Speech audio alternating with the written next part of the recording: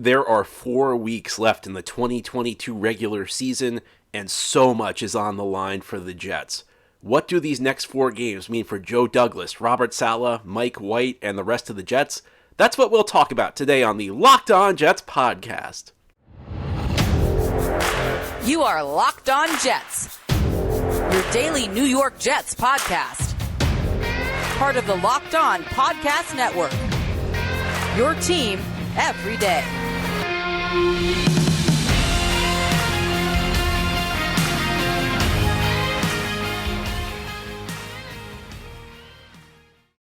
Welcome, this is the Locked On Jets podcast, part of the Locked On Podcast Network, your team every day. It's Tuesday, December 13th, 2022, and I'm your host, John B. from GangGreenNation.com.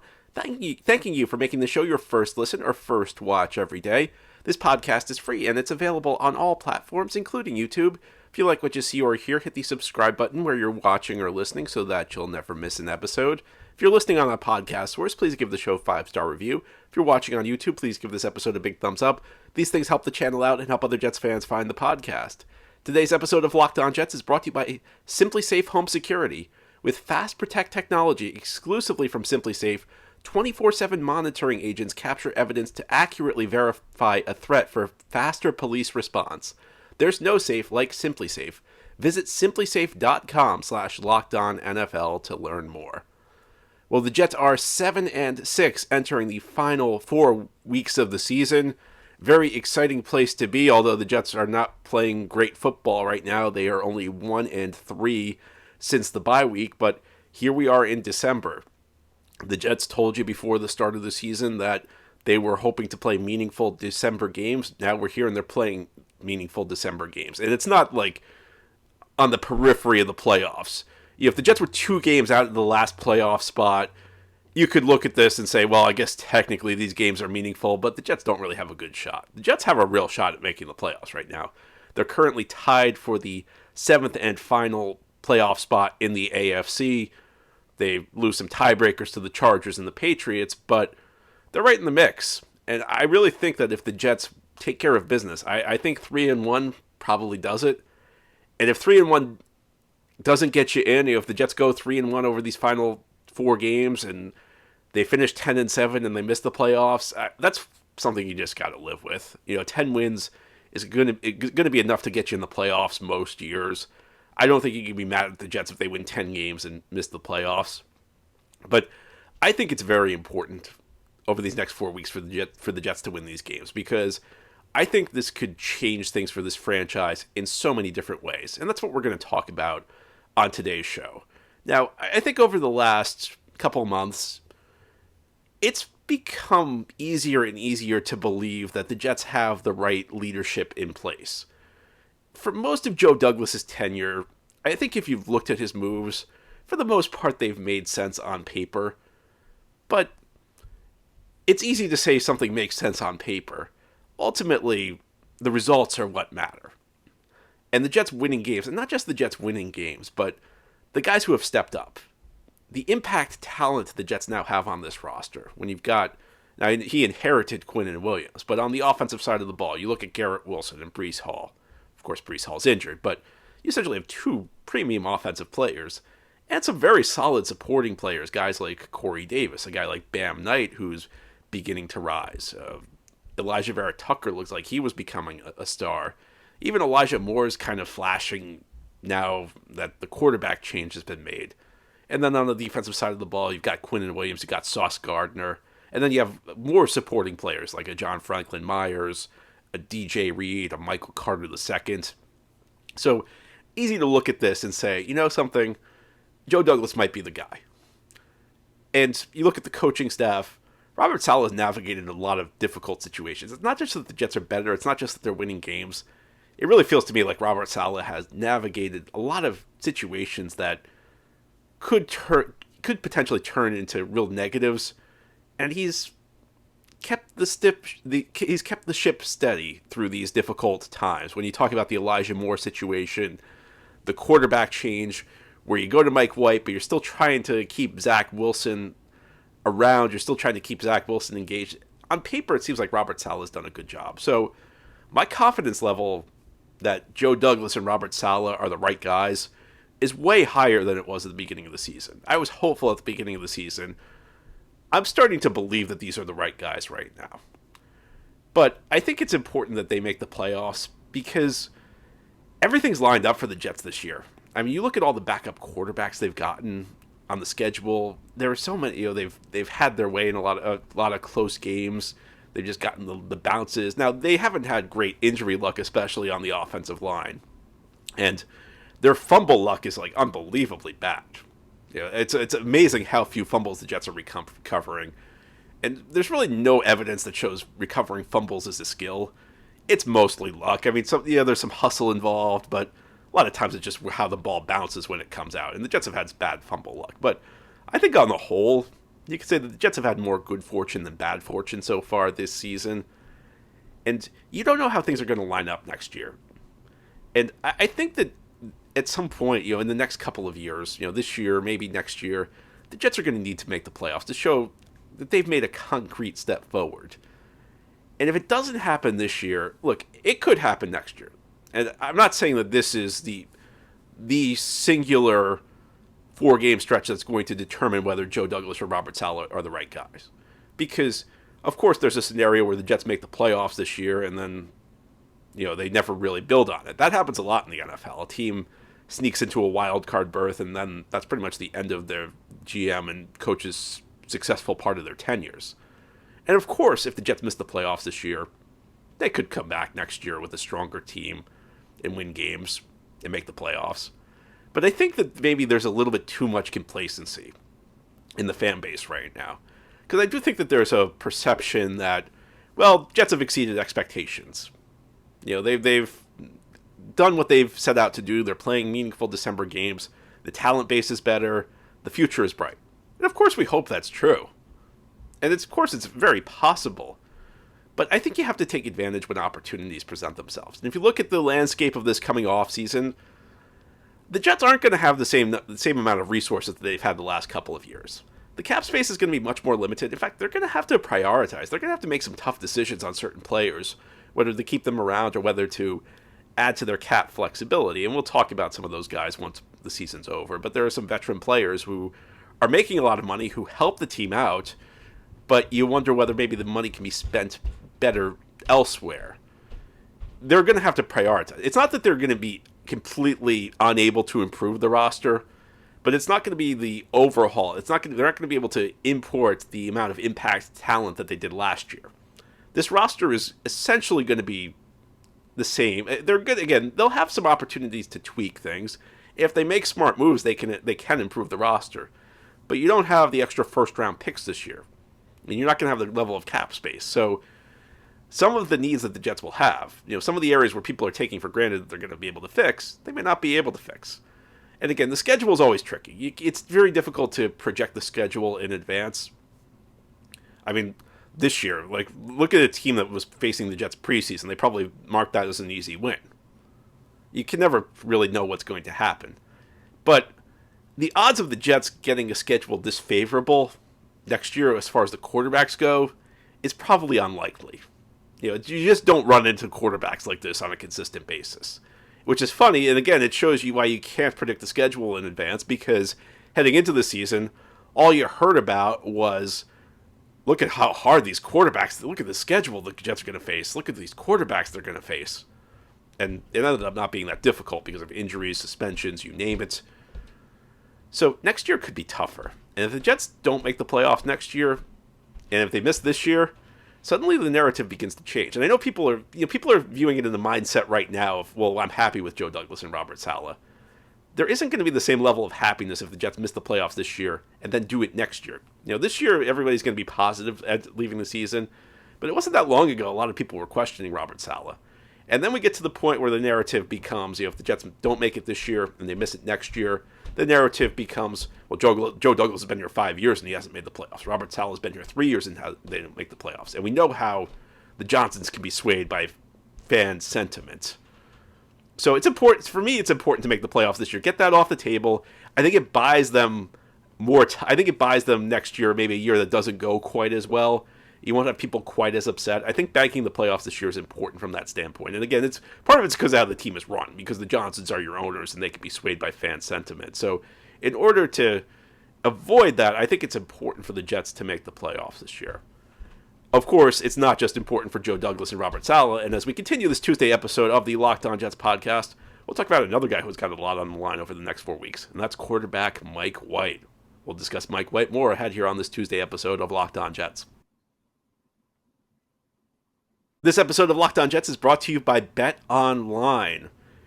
The Jets have lost 2 straight games, and it seems like the odds makers don't have a lot of belief in them.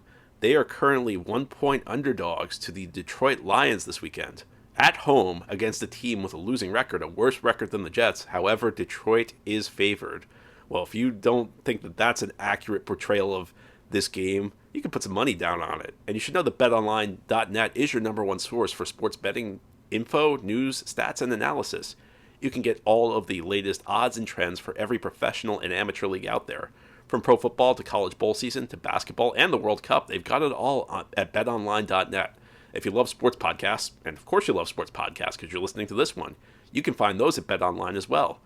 They are the fastest and easiest way to get your betting info. Head to the website today or use your mobile device to learn more. BetOnline, where the game starts. Thank you again so much for making Locked On Jets your first listen or first watch every day. This podcast is free and available on all platforms, including YouTube. We're talking about what's at stake for the Jets, what's on the line for the Jets over the final 4 weeks of the 2022 regular season. And we've talked about what could be at stake for Joe Douglas and what could be at stake for Robert Saleh, but there's one player who stands out as a guy who has got a lot on the line, and that's Mike White. Now, Mike White's shown he's an NFL quarterback in some capacity. The question is whether he's a backup quarterback, a guy who you can turn to for a couple of games, whether he's a decent spot starter, a decent bridge quarterback where maybe he's not the guy you want for the long term, but for if you need somebody to just kind of fill in while you're figuring out, you're looking for a young quarterback, where you want to develop a young quarterback on the bench. Is he that? Or is he actually a guy who can be a long-term starter for your team? And the truth is we don't really know that right now. But Mike White is going to be an unrestricted free agent this offseason. And based on what he's done so far, I think at the very least, he's going to get a contract to be a high-end backup. I think he's going to get a really nice deal. The question is whether he can get more. Because if he leads the Jets to the playoffs, and I'm saying if he leads the Jets to the playoffs, I'm not saying that if he's along for the ride, because we know, especially when you have a dominant defense, you can win games without the quarterback playing great. We saw that, you go back to 2009, 2010, we saw that with Mark Sanchez.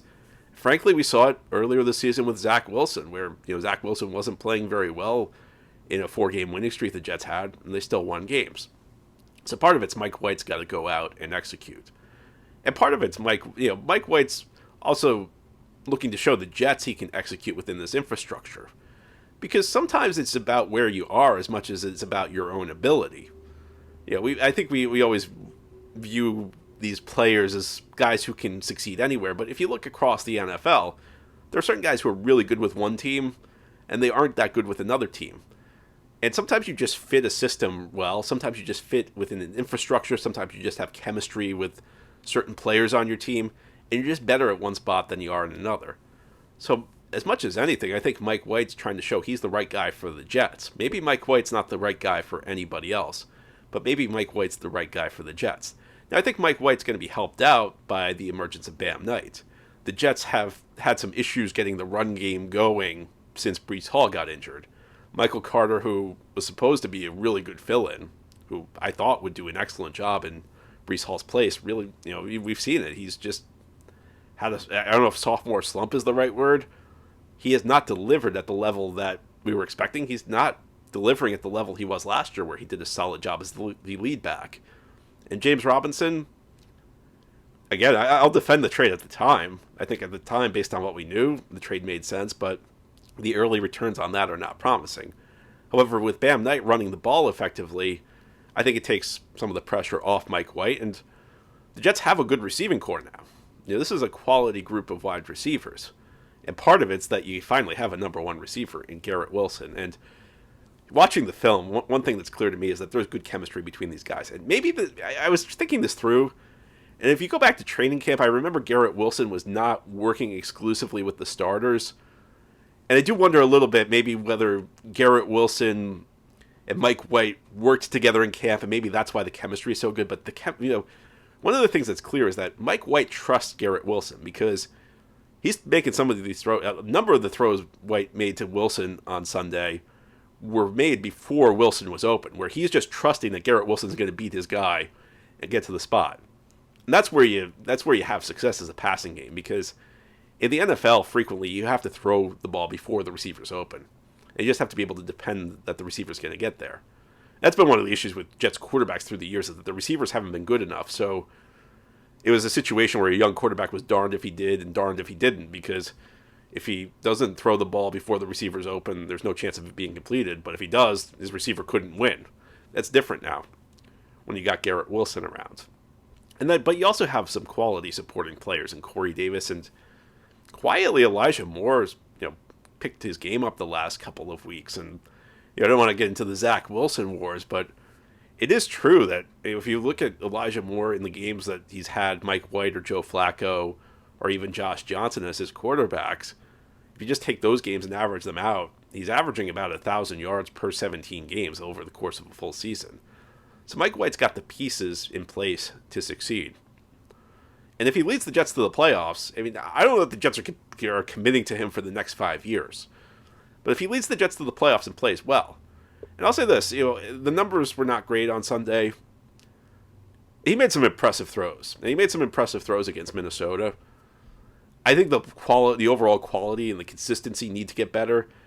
And I do think that there were some moments where White was a little bit too impatient, where he was a little bit quick to get to his check down instead of waiting for something to develop down the field. But if Mike White plays well over these final 4 games, and if he, again, leads this team to the playoffs, and it feels like you just get the sense, and it's always dangerous to do this, but you definitely get the sense that there's a lot of belief in him in the locker room among those players. If he leads the Jets to the playoffs, at the very least, he could come back in 2023 as the starter. If he doesn't, if he struggles these last couple of games, he may not even end 2022 as the starter. It's not totally inconceivable that if the Jets fall, especially if the Jets fall out of the playoff race, that we see Zach Wilson again before the end of the season. And it's not the worst scenario for Mike White, because at the end of the day, he's still probably looking at a good contract from somebody as a backup.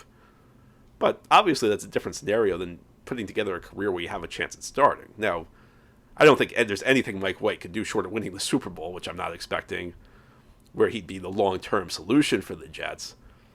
But the path for Mike White being a long-term quarterback in this league begins with him leading the Jets to the playoffs, getting an opportunity to start again next year, and then building on that and showing that he maybe can be the long-term solution. But it doesn't happen. We don't get on that path unless Mike White leads the Jets to the playoffs. Mike White's not the only Jet, however, who needs a strong final 4 weeks. It's not just Robert Saleh. It's not just Joe Douglas either. The Jets as a team, as a franchise, have a real opportunity here. As we continue this Tuesday episode of the Locked On Jets podcast, we'll talk about what a stepping stone making the playoffs could be for this young team. This episode of Locked On Jets is brought to you by PrizePicks. Here's how it works. You pick 2 to 5 players, and if they score more or less than their PrizePicks projection, you can win up to 10 times your money on any entry. This is daily fantasy made easy. So if you have Mike White throwing for more than 300 yards this week and he throws for 310, you're in good shape. There's no competing against other people. It's just you versus the projections available.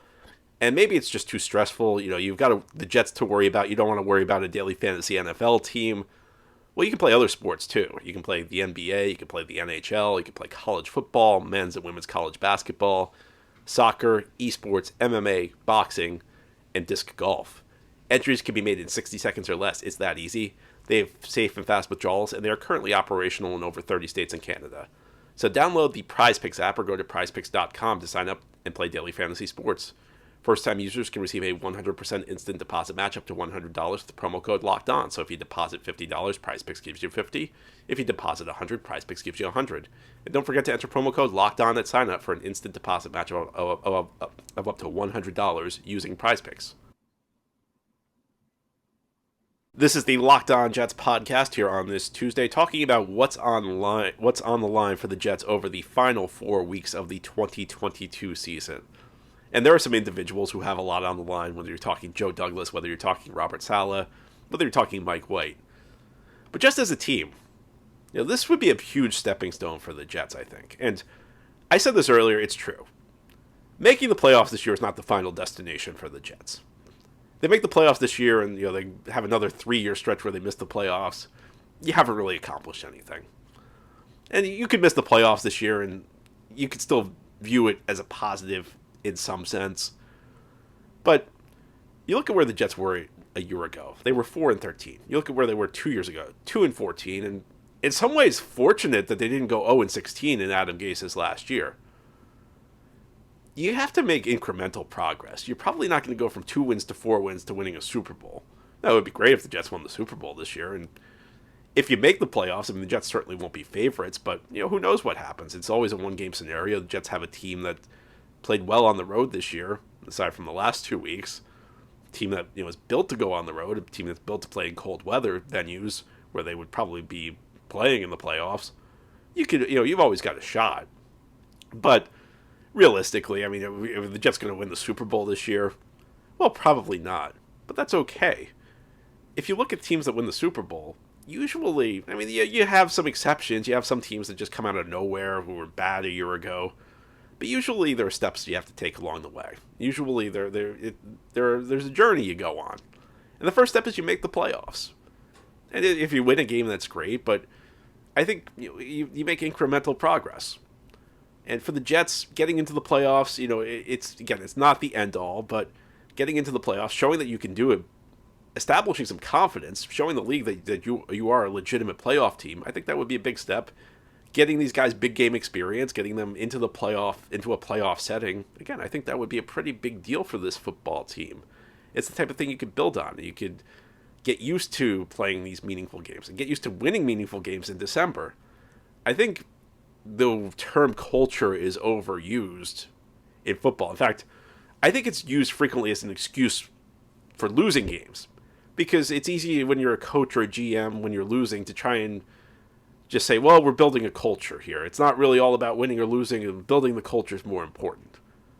I do think culture matters, but the best way to build a winning culture is to win football games and to take steps forward. And I think sometimes we go a little bit too easy on teams when we talk about the steps that they need to take. And for right now, where the Jets are at 7-6, and I understand our preseason expectations maybe we're not making the playoffs, but here they are at 7-6, and here they are tied for the last playoff spot. Even if they don't have it right now, they're right in the mix. And frankly, I think, again, I'll go back to what I said earlier. They go 3-1 over these final 4 games.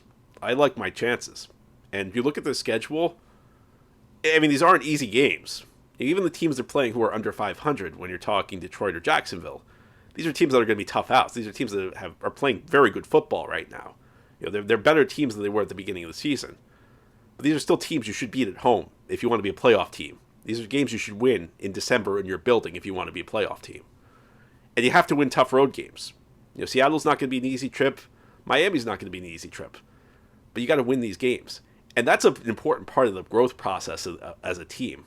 When you have a young core, you want them to get experience winning, not only playing these games, but also winning these tough games. And that's the type of thing I think you can take going forward. Again, you could go to an extreme and act like it's the end of the world. It's not the end of the world if the Jets miss the playoffs this year necessarily. But it would be a missed opportunity. It would be an opportunity, because right now you have an opportunity to show what you can do. You have an opportunity to show that you're taking the step forward. You have an opportunity to actually take these steps forward. And I think it's important that the Jets not squander these opportunities. If they do, then we'll go back to the drawing board, and this future still could be bright for this team. But sometimes these things don't work out the way you're expecting them to. I think right now there's a temptation to view the Jets' future as bright no matter what happens. I mean, if you were around for 2009, 2010, it seemed like the future was bright then too, and the Jets just did not build on it in the subsequent years. This is a chance to really begin the process of building something for this football team, and I don't want the Jets to miss that opportunity, because before you know what happens, if you don't take advantage of these opportunities, you become the team that's the underachiever, and that stuff starts to get into your head. It's better to just get to the playoffs now.